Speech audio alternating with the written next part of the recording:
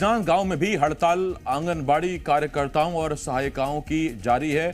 अनिश्चितकालीन हड़ताल का असर अब दिखाई दे रहा है। बच्चों, गर्भवती महिलाओं और शिशुओं को मिलने वाली रेडी टू ईट पोषण आहार पर भी ब्रेक लग गया है। तो न सिर्फ कोरिया, न सिर्फ सरगुजा, बल्कि राजनांदगांव में भी यही स्थिति है।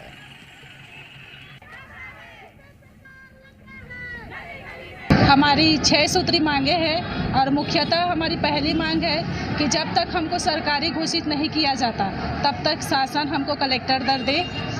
अब हम लोग तो ये नहीं चाहते सर कि हम लोग हड़ताल पे आए और अपना हड़ताल को अनिश्चितकालीन का रूप दें, लेकिन गवर्नमेंट को ये सब सोचना चाहिए। माननीय हमारे श्री भूपेश बघेल जी को सोचना चाहिए कि अगर आज आंगनबाड़ी में ताला बंद है तो उसकी जिम्मेदारी हमारी नहीं, उनकी जिम्मेदारी है। हम लोग को कार्यकर्ताओं को 6,500 और सहायिकाओं लोग को 3,500 मिलता है। इससे कहाँ हमारा घर चल पाएगा। इसीलिए तो आज हम अपना जितने भी योजनाएं हैं, अपना काम है, उसे छोड़कर यहाँ आए। अपने परिवार को अगर चल जाता है उसे तो हम कभी नहीं लड़ते। आज हमारे बच्चे को हम ना अच्छा शिक्षा दे पा रहे हैं, ना अच्छा खान पान दे रहे हैं, रहन सहन नहीं दे पा रहे हैं।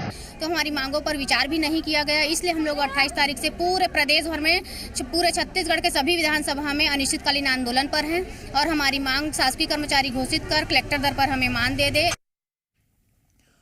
राजनांदगांव के अलावा जांजगीर चांपा के 1349 आंगनबाड़ी केंद्रों पर भी ताला लटका हुआ है और हजारों बच्चों को पोषण आहार नहीं मिल रहा। वहीं हड़ताल कर रही आंगनबाड़ी कार्यकर्ताओं का कहना है कि छत्तीसगढ़ सरकार ने वादा किया गया था कि हमारी सरकार आते ही आंगनबाड़ी कार्यकर्ताओं को कलेक्टर दर में वेतन दिया जाएगा, लेकिन अभी तक नहीं किया गया।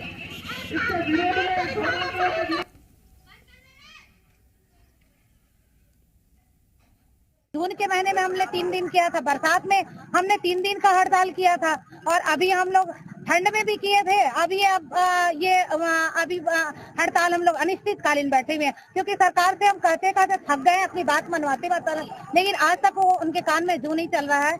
हम चाह रहे हैं कि जब तक हमें सरकारी नहीं होता तब तक कहे हुए बातों को माने और कलेक्टर दर।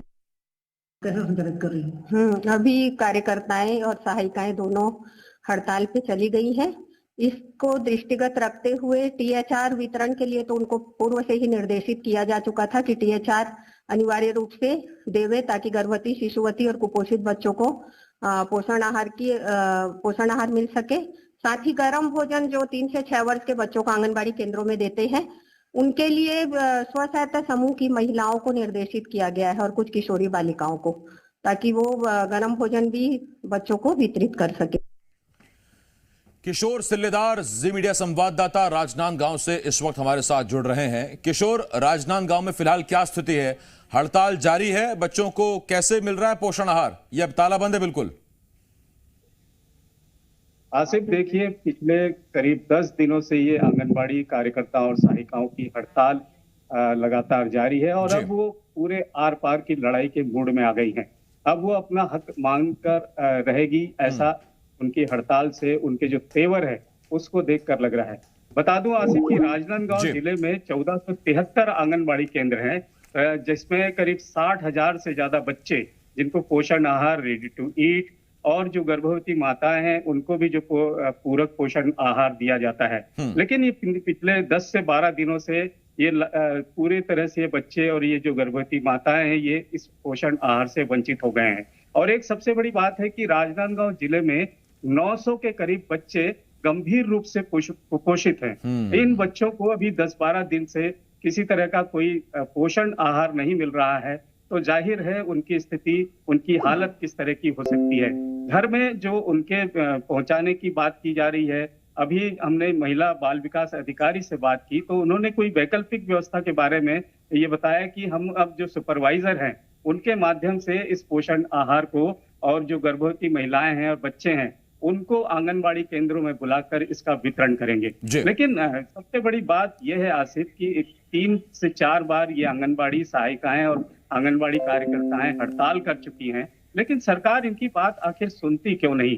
ये सरकार बार बार गुहार लगा रही है। इन्हें आश्वासन के ऊपर आश्वासन दिए जाते हैं, लेकिन हल किसी तरह का कोई नहीं निकल रहा है। इसलिए अब ये पूरी तरह से आर पार की लड़ाई के मूड में दो प्रमुख मांगे तो किशोर बता रहे हैं कि जब तक नियमितीकरण नहीं होता कलेक्टर दर पर वेतन दिया जाए।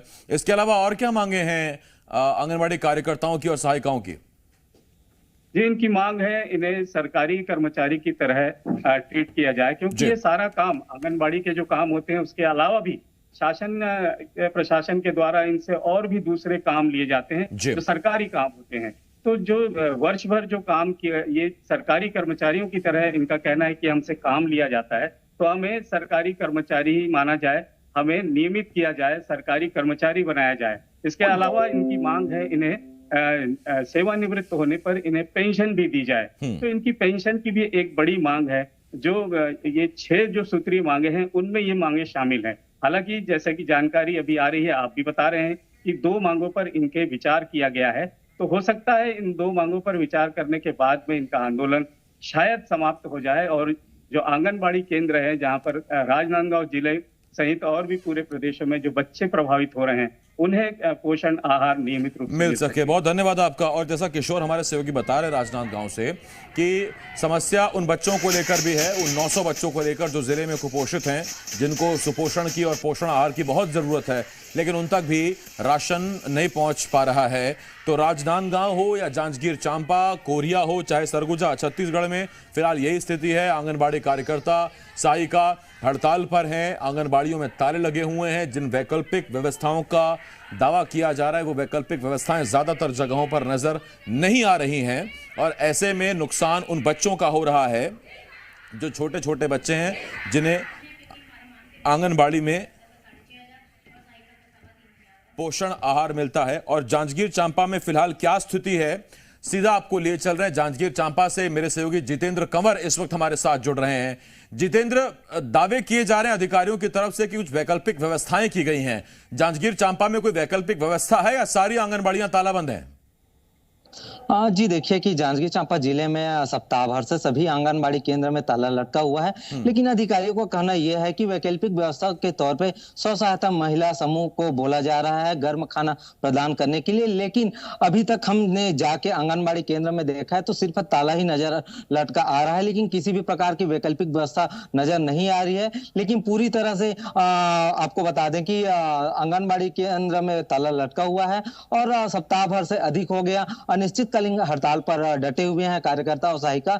लगातार सरकार के खिलाफ नारेबाजी भी किया जा रहा है कि हमारी मांगे पूर्ण करें। इन लोगों की मांगे हैं कि कलेक्टर दर पे इनको वेतन मिलना चाहिए और इनमें 6 और मांगे हैं जो कि इनकी लगातार मांग की जा रही है। अब देखना यह है कि सरकार इन लोगों की मांगे कब तक पूर्ण करती है। जी बहुत धन्यवाद आपका जितेंद्र इस तमाम जानकारी के लिए। जितेंद्र जी मीडिया संवाददाता इस वक्त जांजगीर चांपा से हमारे साथ थे। तो आपको हमने 4 जगह की तस्वीरें दिखाई। हमने आपको जांजगीर, राजनांदगांव, सरगुजा और कोरिया से तस्वीरें दिखाई और सभी जगह एक ही स्थिति। और ऐसे में माता पिता यही अपील सरकार से कर रहे हैं कि इस हड़ताल का कुछ कीजिए, इस हड़ताल का कोई तो तोड़ निकालिए। खबरों में बने रहने के लिए आप हमारे फेसबुक, ट्विटर और इंस्टाग्राम पेज को फॉलो कर सकते हैं। लेटेस्ट अपडेट के लिए आप हमारे यूट्यूब चैनल को सब्सक्राइब भी कर सकते हैं और हाँ, बेल आइकन पर क्लिक करना ना भूलें।